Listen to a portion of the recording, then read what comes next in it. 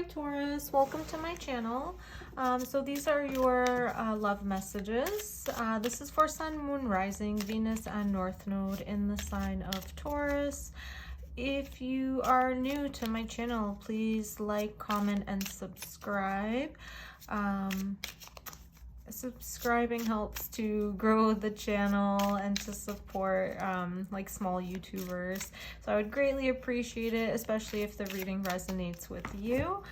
So I'm starting off with one card from the Romance Angels deck. So we have pay attention to the red flags. The signs are cautioning you. Okay, so let's keep that there. So we'll keep that in mind just to ground your reading. If there's any red flags coming up in a situation that you might be involved in or with during this time, yeah, just pay extra attention to that. Let's give the cards a good shuffle. So this is for my Taurus peeps. Okay, you can see I'm trying to do the fancy shuffle, but all right, let's see. We'll pull out 8 cards. So we have 7 of Cups, the Empress, beautiful. So this is your energy, the Moon, a Knight of Cups, okay. The top row, I'm right away seeing like some confusion, especially with the 7 of Cups and the Moon. Let's see what the bottom row has. The Death card. So I'm not reading reversals right now. Justice. And 6 of Wands. Okay, so we do have a lot of major arcana here. We've got the Empress, the Moon, the Death card, and Justice. So these are some like heavy energies that you are dealing with during this time. Let's put the cards a little bit higher. This is when my OCD starts to kick in. Yeah, I do see you putting an end to something that was causing, like, perhaps like it felt like ego battles, or getting into like small arguments or like misunderstandings with someone. Hi Charlie. Okay, she needs to settle. She just needs to sniff around first and see. Okay. She usually will like settle on her own, but it seems like she actually wants to. I'll give her that. Okay.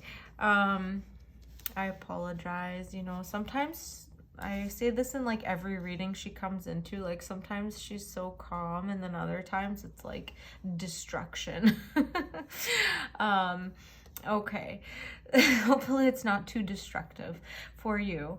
All right, so with the 7 of Cups and the Empress is Taurus energy. This is like mother energy, being in that earth element, supported, the bringer of life and abundance, and like manifesting your dreams.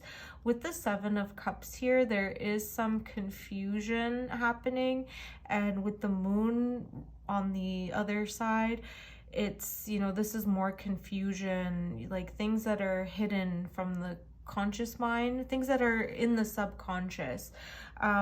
With the Knight of Cups, it's like, yeah, somebody, it's almost like somebody is bringing this energy of confusion into your life, and that could be the red flag, you know, like the signs are cautioning you. So whatever is causing, or whoever, you know, it could be your significant other or somebody that like you just started communicating with, if they're creating like some kind of confusion or leaving you out in the dark in regards to like where you stand in the relationship, kind of throwing you off of your like ability to manifest or bring in abundance, creating this like energy of like indecision or like having too many options.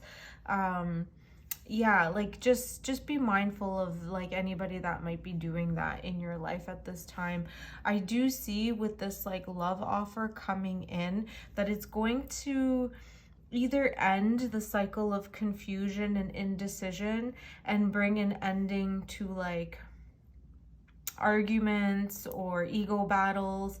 The Five of Swords is that energy of getting into like those little petty arguments with others, and you know, winning or like keeping score, keeping track of like, I won, I outsmarted them this round. And then, but the like, that's the energy of the relationship. It's just these like little kind of like unhealthy, like belittling comments, or like trying to prove that you know more than someone.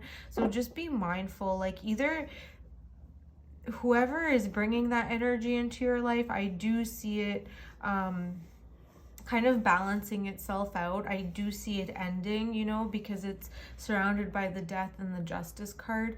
So, you know, maybe it will be like one final round where things are finally even. It's almost like getting your last, getting the last word. And I don't know if you're a Seinfeld fan, but like,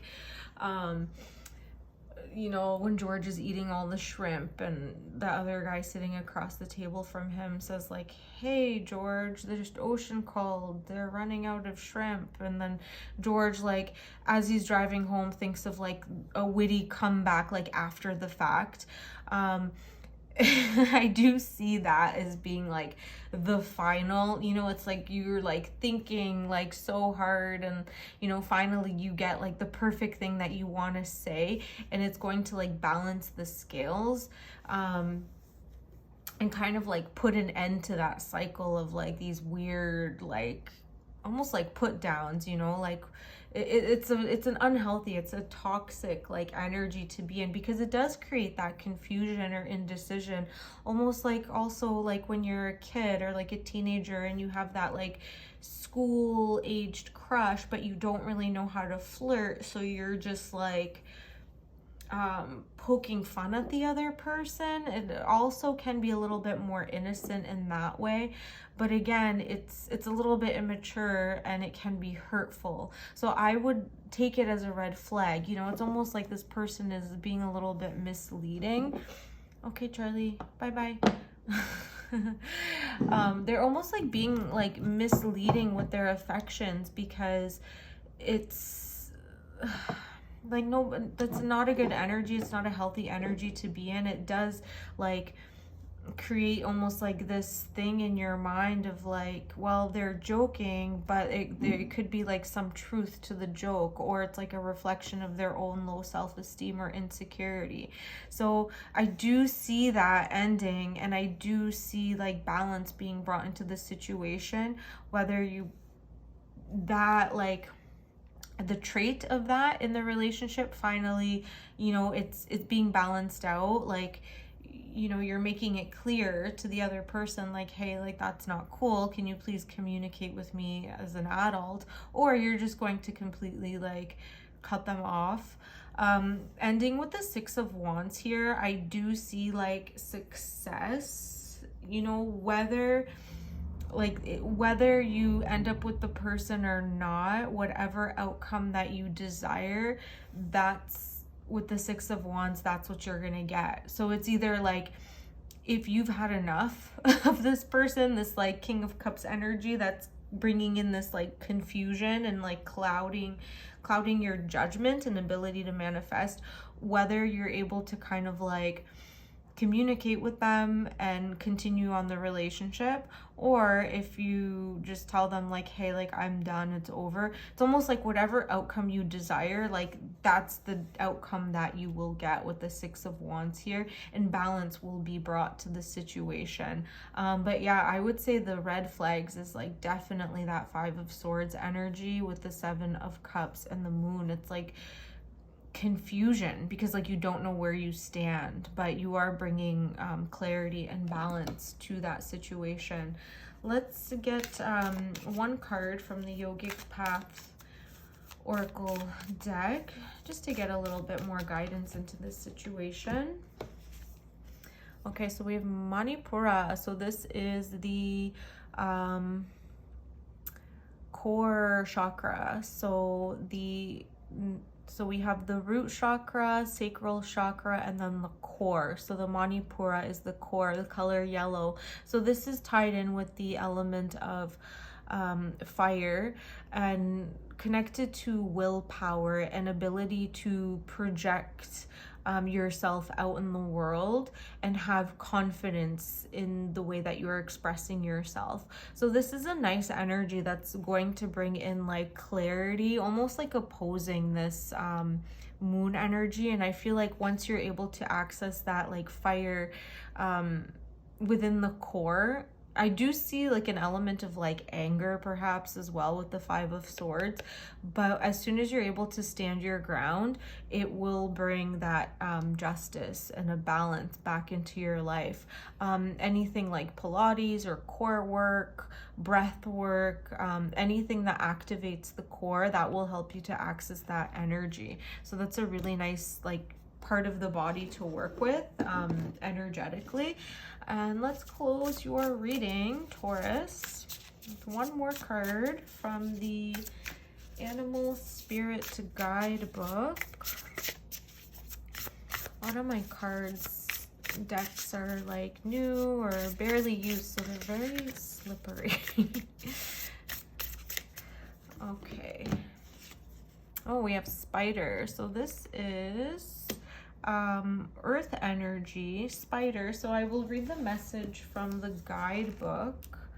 Let's see, you can tune into the energy of spider to help guide you during this time. If you are afraid of spiders, I am very sorry for the image. Okay, so we have creator of prosperity through life's work, dharma. Yeah, so this is moving out of karma into dharma, and this could be tied into that success that you will have in regards to standing up for yourself.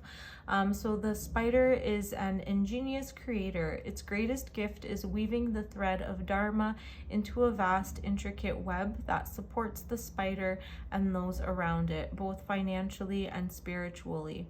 It is hard work, but the spider neither tires nor becomes impatient. This card reminds us creativity is everywhere. Be process-oriented rather than results-oriented, and soon your work becomes like the weaving of a magical, priceless tapestry. Abundance follows. This is really nice with the Empress as well. So coming back into your ability to manifest and create that nice foundation for yourself. So when the spider is in balance, it's appreciative, enthusiastic, prosperous. When out of balance, it's discouraged, tired, and forlorn. To bring into balance, access playful creativity. And again, coming into the Manipura, the core chakra. So coming back to joy, accessing that fire and that sun that lights the illusion of this moon energy.